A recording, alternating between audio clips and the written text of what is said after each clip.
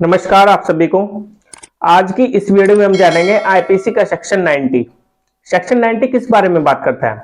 Section 90 यही बताता है कि अगर कोई भी कंसेंट ली जा रही है, अगर वो कोई कंसेंट किसी काम के लिए ली जा रही है, ठीक है, कोई एक्ट करने के लिए ली जा रही है, जो कि कंसेंट किससे ली जा रही है?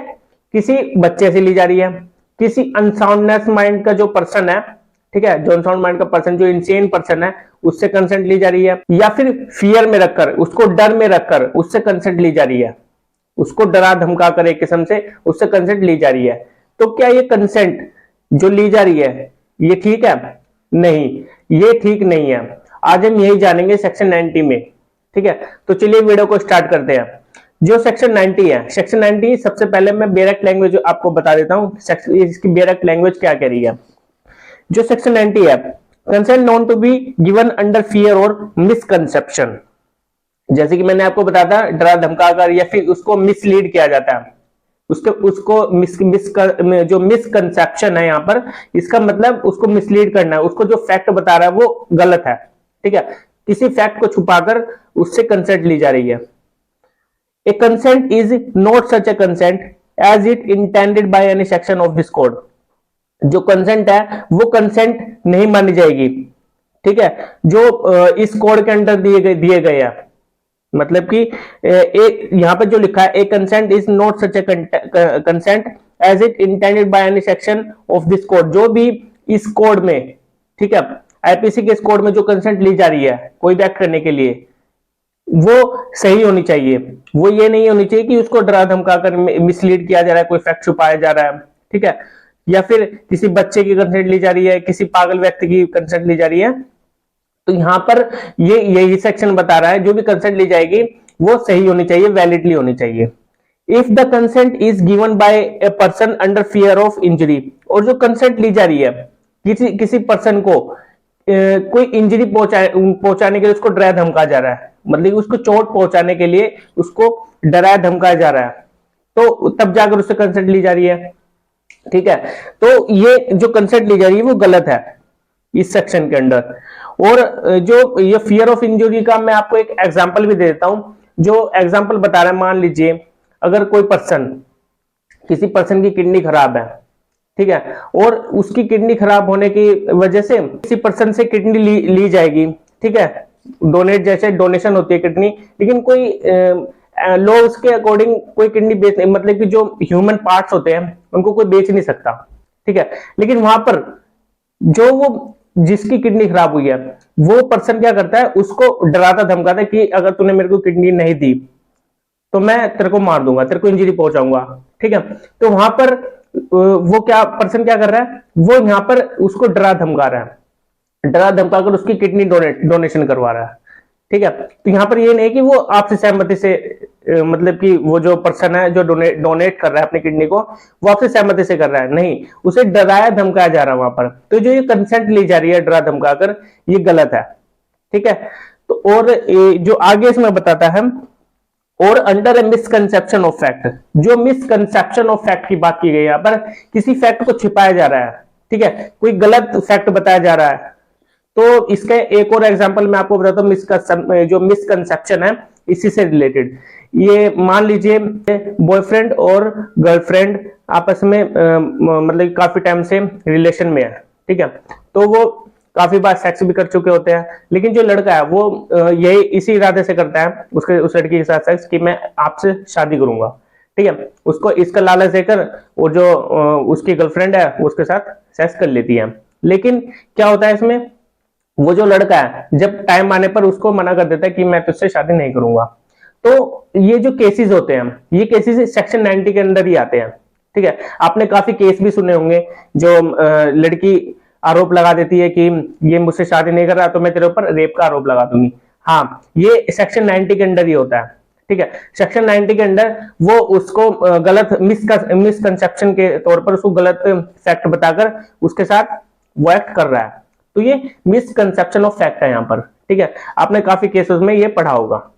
तो ये जो मिसकंसेप्शन ऑफ फैक्ट है, इसका मैंने आपको अच्छा सा एग्जांपल दे दिया, ठीक है। और आगे बता रहा है, and if the person doing that knows, लेकिन जो यहाँ पर एक्ट किया जाएगा, ये जो पर्सन कंसेंट मतलब कि दे रहा है, ठीक है, उसको ये पता होना चाहिए। और जो कंसेंट उसको जबरदस्ती दिलवा रहा है, मतलब कि मिसकंसेप्शन ऑफ फैक्ट के तौर पर उसे बता रहा है, तो उसको ये नॉलेज होनी चाहिए कि जो एक्ट कर रहा है ये गलत है, ठीक है, उसको ये पता होना चाहिए, तब जाकर ये सेक्शन 90 उसके ऊपर अप्लाई होगा। मान लीजिए एक और इसका एग्जांपल ले लेते हैं, जैसे कि कोई जैसे किडनी, मैंने आपको किडनी वाला एग्जांपल आपको बताया था। किडनी वाले एग्जांपल में क्या था, वहां पर एक व्यक्ति क्या करता है, वो उसकी किडनी खराब हो चुकी है, तो वो उससे जबरदस्ती उसे डरा धमका कर किडनी ले रहा था। हमने ये अभी एग्जांपल पढ़ा था। तो वहां पर अगर जिस पर्सन को, जिसकी किडनी खराब है, वो क्या करता है, उसका जो भाई है वो कुछ नहीं करता, उसका जो भाई है वो अपने भाई से बहुत प्यार करता है, ठीक है। तो उसका भाई क्या करता है, किसी पर्सन को डराता धमकाता है और बोलता है कि तेरे को, तूने अगर किडनी नहीं दी तो मैं तेरे को जान से मार दूंगा, ठीक है। उसके इंजरी पहुंचाने की कोशिश कर रहा है, उसे डरा धमका रहा है। तो फिर वो पर्सन क्या करता है, वो जिसकी किडनी खराब है उसके पास जाता है और बोलता है मैं अपनी किडनी डोनेट कर रहा हूं आपको, आप ले लीजिए। तो फिर वहां पर वो पर्सन जो किडनी डोनेट कर रहा है, ठीक है, और जो किडनी ले रहा है उसको नहीं पता, जिसकी किडनी खराब है उसको नहीं पता कि ये मेरे भाई ने इसको डराया धमकाया। वो सोचता है कि ना कोई बात नहीं, कर लेते हैं। और वो उससे पूछता भी है कि आप किडनी डोनेट क्यों कर रहे हो। तो वो बोलता है कि ना मुझे कुछ पैसों की जरूरत है, तो आप जितने हो सके आप मुझे दे देना किडनी डोनेट करने के बाद। लेकिन यहाँ पर वो उसको नहीं पता कि उसके भाई ने उसको डराया धमकाया, ठीक है। उसको पता होना चाहिए वहां पर, यही मैं लाइन आपको बोल रहा हूं, उसको पता होना चाहिए। अगर बाद में कोई भी लायबिलिटी बनती है तो उसके ऊपर लायबिलिटी नहीं बनेगी, किसके ऊपर बनेगी, उसके भाई के ऊपर बनेगी, ठीक है। उसको भाई को लायबल ठहराया जाएगा, लेकिन उस पर्सन को नहीं ठहराया जाएगा जिस पर्सन को किडनी डोनेट की जा रही है, क्योंकि उसको नहीं पता था उस वक्त, ठीक है। उसको मतलब कि पता होना चाहिए। तो यही लाइन यही बता रही है। और एज रीजन टू बिलीव, उसको वहां पर बिलीव होना चाहिए। क्या रीजन है, that the consent was given in consequence of such fear और कंसेप्शन।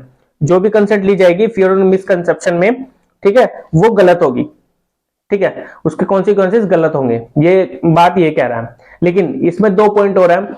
जो पहला पॉइंट है, कंसेंट ऑफ इंसेंट पर्सन। जो इंसेंट पर्सन होता है, इंसेंट पर्सन का मतलब ये होता है जो दिमाग रूप से ठीक नहीं होता है, उसकी जो माइंड की सोचने समझने की जो भी शक्ति होती है वो खत्म होती है। एक किस्म से पागल इंसान आप इसको बोल सकते हैं। आगे देखते हैं इसमें क्या बता रहा है। If the consent is given by person who from unsoundness of mind, जैसे अनसाउंडनेस ऑफ माइंड होता है, अनसाउंडनेस ऑफ माइंड और इंसेंट पर्सन, इसका मतलब एक ही होता है जो दिमाग रूप से ठीक नहीं है। और इंटॉक्सिकेशन, जो नशे की हालत में होता है, ठीक है, अगर नशे की हालत में भी है तब भी वहां पर उस पर्सन से कंसेंट नहीं ली जा सकती।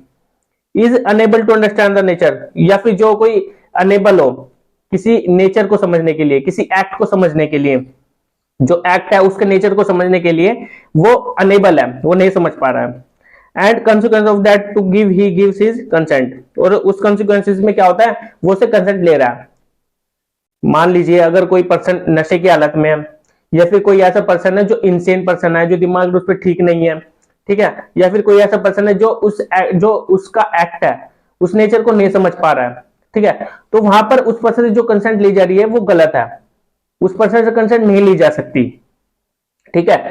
मैं एक एग्जांपल आपको दे देता हूं इसी से रिलेटेड। इंसेन पर्सन से, जो इंसेन पर्सन है उससे जो ली जा रही है, ठीक है, या फिर कोई नशे की हालत में है, या फिर कोई उस एक्ट को नहीं समझ पा रहा है, तो इसका एक एग्जांपल है। मान लीजिए एक पर्सन है, कोई व्यक्ति है, तो वो क्या करता है, किसी व्यक्ति की जमीन जायदाद को देखकर उसके मन में लालच आ जाता है, और जिस व्यक्ति की वो जमीन जायदाद होती है वो उससे मतलब कि क्या करवाता है, वो तब नशे की हालत में होता है, उसको इतना नशा करवा देता है, उसके साथ दारू जो पीने लगता है, ड्रिंक करने लगता है उसके साथ बैठकर। और जब वो नशे की हालत में हो जाता है तो फिर वो क्या करता है, वो उससे एक वसीयत तैयार करवा लेता है अपनी, ठीक है। वसी उसको नहीं पता होता कि वो क्या कर रहा है, ठीक है, तो उससे उस एक्ट से वो क्या करता है, उसको नहीं पता होता कि वो ऐसा कार्य करेगा, ठीक है। या फिर कोई आप दूसरा एग्जांपल भी ले सकते हैं, जिसमें कोई जो पागल व्यक्ति है, पागल व्यक्ति से कोई एक्ट करवाया जा रहा है, तो भी वो वहां पर मान्य नहीं होगा, क्योंकि वहां इंसेन पर्सन की कोई लायबिलिटी भी नहीं बनेगी अगर वो कर भी देता है, ठीक है। तो क्योंकि उसको नहीं पता उसके एक्ट के नेचर को, जो भी एक्ट वो कर रहा है। तो ये इंसेन पर्सन के मैंने आपको एग्जांपल अच्छे से आपको बता दिया।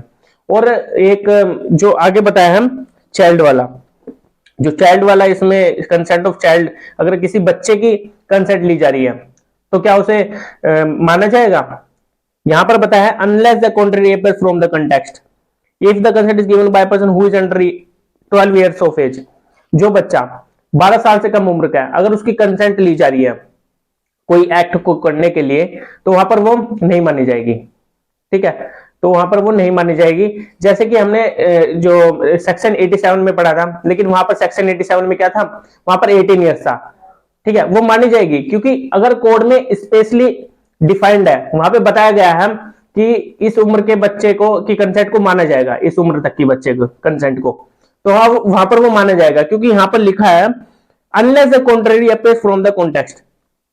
यहां पर यही लिखा है कि अगर कहीं आईपीसी किसी कोड में, ठीक है, किसी लॉ में यह बताया गया है कि ये जो कंसेंट मानी जाएगी इस उम्र तक मानी जाएगी, जैसे कि सेक्शन 375 है, वहां पर 18 ईयर्स दिया हुआ है, वहां पर 18 साल की उम्र की कंसेंट, जो कम उम्र की कंसेंट होती है उसको नहीं मानी जाती। ठीक है, और यहाँ पर 12 ईयर्स बताया हुआ है। अब ये नहीं होगा कि वहां पर 18 साल से कम उम्र की, यहाँ पर 12 ईयर्स है, ठीक है, और वहां पर 18 साल है, तो यहाँ पर ये दोनों अलग अलग है ना। तो जहां पर स्पेशली बताया गया होगा इस उम्र के बच्चे की कंसेंट मानी जाएगी, वो माना जाएगा वहां पर। फिर वहां पर ये सेक्शन 90 अप्लाई नहीं होगा। अगर कहां पर नहीं, वहां कहीं पर नहीं डिफाइंड है कि कंसेंट किस उम्र तक की होनी चाहिए, तो वहां पर ये सेक्शन 90 अप्लाई होगा। यहाँ पर 12 ईयर्स एज जो एज दी गई है, तो यहाँ पर 12 ईयर्स एज मानी जाएगी फिर। ठीक है, आप मेरी बात समझ गए होंगे अच्छे से।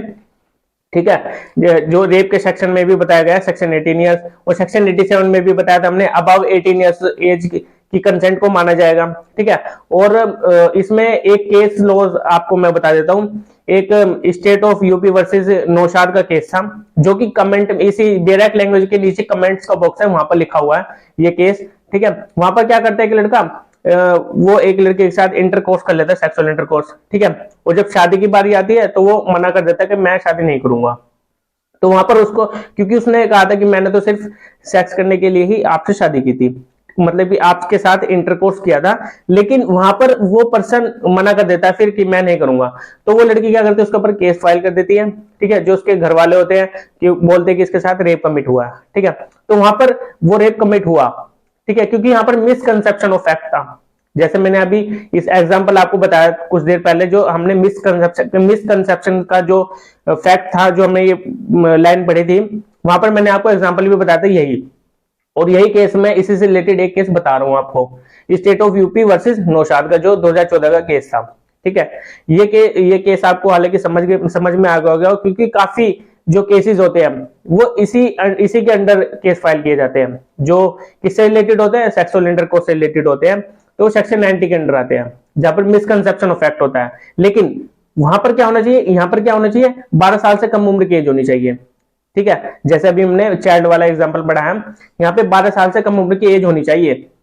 ये नहीं कि वहां पर 18 साल से कम उम्र की एज है तो वो कंसेंट नहीं मानी जाएगी। लेकिन हाँ, अगर कहीं भी डिफाइंड है तो वो माना जाएगा। जैसे सेक्शन 375 है, वहां पर रेप कमिट हुआ है, तो वहां पर 18 साल से कम उम्र की एज रखी है तो वो मानी जाएगी।